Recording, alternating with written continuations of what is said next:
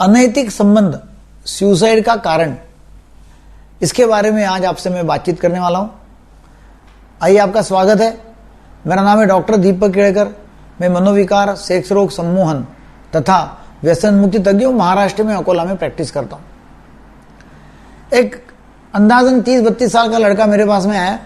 उसको शादी होके करीब करीब 4 साल हुए, बच्चे नहीं है, और घर के बाजू में रहने वाले एक लड़की के साथ में जो शादीशुदा है, उसके साथ में उसका प्यार हो गया। वो लेडी को, वो जो लड़की है, वो अंदाज यही उम्र की होंगी 30-32 साल की। उसको 2 बच्चे हैं। उसका हस्बैंड जो है वो काफ़ी शराब पीता है। अब होता क्या है कि शराब पीने से, मतलब वो है पूरा अल्कोहल एडिक्ट, तो शराब पीने से और अल्कोहल एडिक्शन से उनके काम जीवन में, मतलब सेक्स लाइफ में कुछ हैम्परिंग हुआ होगा, कुछ प्रॉब्लम आया होगा और उसका समाधान नहीं होता होगा। हुआ क्या कि बाजू में रहते हैं, गपशप लगाना, आना जाना चालू रहता था। तो धीरे धीरे उनका फिजिकल रिलेशनशिप इन्वॉल्व हो गया दोनों, और दोनों फिजिकल रिलेशनशिप में जब इन्वॉल्व हो गए तो वो बढ़ते बढ़ते बढ़ते इतना हो गया कि दोनों के घर में भी मालूम हुआ कि इनकी रिलेशनशिप है करके। इतना आना जाना, इतना मतलब ये हो गया कि वो दोनों को धीरे धीरे मालूम पड़ा, दोनों के घर में। अब दोनों घर में मालूम पड़ा तो ये बोलता है लड़का कि भाई मुझे अभी ये मेरे औरत को छोड़ के उसके साथ में शादी करना है। उसके 2 बच्चे हैं, उसका हस्बैंड है वो अल्कोहल एडिक्ट है, और वो बोलती है कि मैं मेरे बच्चों को छोड़ के अभी इसके साथ में शादी करने को तैयार हूँ। उसका हस्बैंड उसको छोड़ने को तैयार नहीं, इसकी औरत इसको छोड़ने को तैयार नहीं है, घर वाले बिल्कुल राजी नहीं है, क्योंकि दोनों भी फैमिलीज मतलब जो है वो प्रॉब्लम में आ जाएंगी।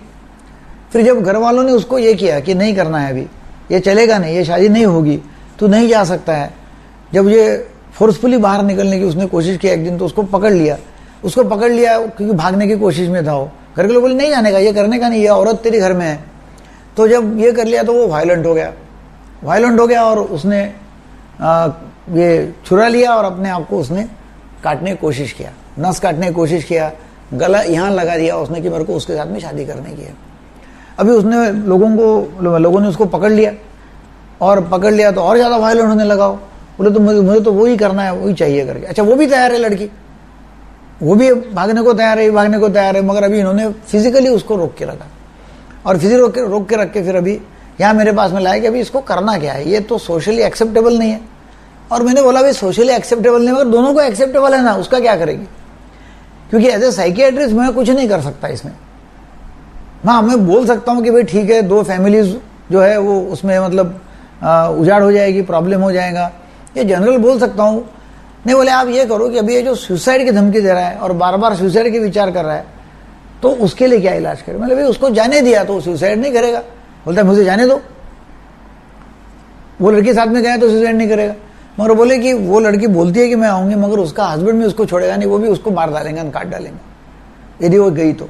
बोले तो पहले अल्कोहलिक है, वो मार डालेंगे, काट डालेंगे, पता नहीं उसका खून कर डालेगा। तो ये होने वाला है नहीं, ये सब प्रॉब्लमेटिक है। ये जो इसकी जो औरत है, उसके घर के भी लोग जो है उनको सबको मालूम पड़ा, तो वो भी बोल रहे कि तू यदि गया वो लड़की के साथ में, हम तेरे को मार डालेंगे।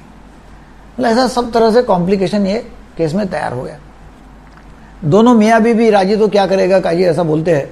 दोनों मियाँ बीवी राजी है, मगर घर के लोग उनको फोर्सफुली डिटेन कर रहे हैं अभी, और जब फोर्सफुली डिटेन कर रहे हैं तो ये मारने की, खुदकुशी करने की धमकी दे रहा है, अटेम्प्ट भी कर लिया। अब इसमें ये बोले अभी साइकियाट्रिस्ट ने, चलो आप इसको काउंसलिंग करो, उसको समझाओ, जो भी करना है करो। मैंने उसको, जब वो सुसाइड की धमकी दे रहा है, अटेम्प्ट भी कर रहा है, तो मैं उसको बोला भी उसको एडमिट करो। हमने हमारे हॉस्पिटल में उसको एडमिट कर लिया। उसके मर्जी से हुआ एडमिट। उसने खुद ने बोला ठीक है मैं भर्ती होता हूँ, क्योंकि मेरे को नींद नहीं आ रही, बोले मेरे को समझ नहीं रहा क्या हो रहा है। तो फिर उसको एडमिट कर लिया। उसको मैंने एंटी डिप्रेसेंट, सेडेटिव्स दिया। उसको 2 दिन उसको आराम करने दिया, पूरे 2 दिन आराम किया उसने, खाना पीना, आराम करना। मैं उससे कुछ बातचीत कर रहा था, समझ के ले रहा था कि उसको क्या प्रॉब्लम है क्या नहीं। तो धीरे धीरे उसको जब 5-6 सेशन मेरे उसके साथ में हो गए और काउंसलिंग चालू रहा, तो उसने ये कबूल कर लिया कि ठीक है, मुझे अभी ये समझ में आ रहा कि मैं जो कर रहा हूँ वो कुछ अलग ही कर रहा हूँ, ये ठीक नहीं है, सोशली एक्सेप्टेबल नहीं है। अभी मुझे समझ में आ रहा है थोड़ा थोड़ा कि ठीक नहीं है करके, मेरा प्यार है जो भी कुछ है, और अभी मुझे वो रोकना पड़ेगा। तो जब वो मुझे बोला, मुझे ऐसा लगा कि भाई ये ऐसा भी हो सकता है कि बनावटीपन की, चलो यहाँ छुट्टी करना है इसलिए बनावटीपन भी कर सकता है। रिलेटिव्स बोले कि हमको छुट्टी कर दो, अभी अच्छा हो गया। मतलब देखो भाई, छुट्टी करेंगे तभी भी इसके ऊपर हमको वॉच रखना पड़ेगा कि भाई ये कुछ आपने फिर से प्रिवेंट किया तो फिर और कुछ करेंगे क्या। शादी करने में और भाग के जाने में कोई प्रॉब्लम नहीं है, दो it is not acceptable socially, समाज में एक्सेप्टेबल नहीं है, मान्यता नहीं है ना कि ऐसा करेंगे, मगर वो जा सकते हैं लीगली, वो प्रॉब्लम नहीं है। मगर अभी प्रॉब्लम यह है कि इसको जो अभी डिप्रेशन के दौरे आ रहे, इसको जो सुसाइडल थ्रेट दे रहा है, ये रो रहा है, खाना नहीं खा रहा है, अभी इसका क्या करेंगे। फिजिकली इन्होंने रोक के रखा है, कितने दिन तक रोक के रखेंगे फिजिकली। तो ठीक है, अभी मैं समझ में आ रहा है कि अभी मैं नहीं करूँगा और मैं कुछ ना कुछ अभी सोचूंगा कि नहीं मेरा लाइफ में ये कर रहा हूँ। अभी मैं बहुत इमोशनल हो गया था, बहुत ज़्यादा इन्वॉल्व हो गया था, अभी मुझे कुछ अच्छा लग रहा है, मैं सोच सकता हूँ कि मैं जो कर रहा था वो गलत है करके। मतलब ठीक है, अभी आप छुट्टी करो और आ जाओ काउंसलिंग के लिए, आ जाओ काउंसलिंग के लिए आया हो। और बाद में जब काउंसलिंग के लिए आए तो मालूम पड़ा कि इसके पिताजी को भी डिप्रेशन था। इसका मतलब कुछ ना कुछ अनुवंशिकता डिप्रेशन की थी, उनका भी बिहेवियर इरेटिक था, उनको अल्कोहल एडिक्शन वो थे, उनको अल्कोहल एडिक्शन था। मतलब कुछ ना कुछ घर में प्रॉब्लम रहने के बाद में क्या होता है कि वो थोड़ा ना थोड़ा कुछ ना कुछ जेनेटिक इफेक्ट इम्पैक्ट बच्चों के ऊपर आता है, और वो यदि आता है तो वो अलग रूप से कहीं ना कहीं दिखाई देता है।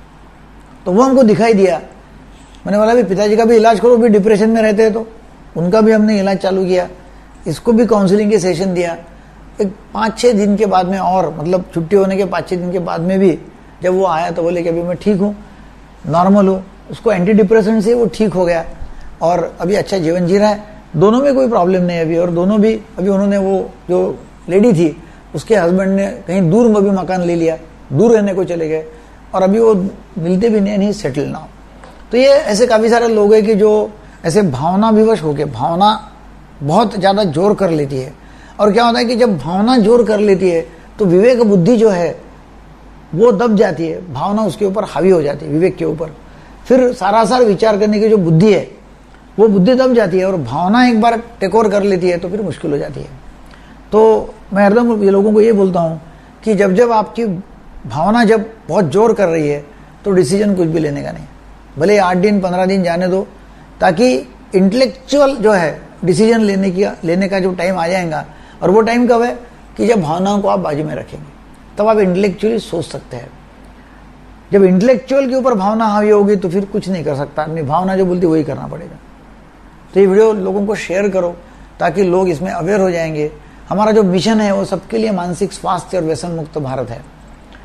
ये हमारे देश का हर व्यक्ति जो है मानसिक बीमार जो है उसको हर एक का इलाज करना वो हमारा फर्ज है। तो ये आप वीडियो लोगों को शेयर करेंगे तो हमारे पार्टनर आप बन जाएंगे। वीडियो देखने के लिए बहुत बहुत धन्यवाद। Thank you very much for watching the video.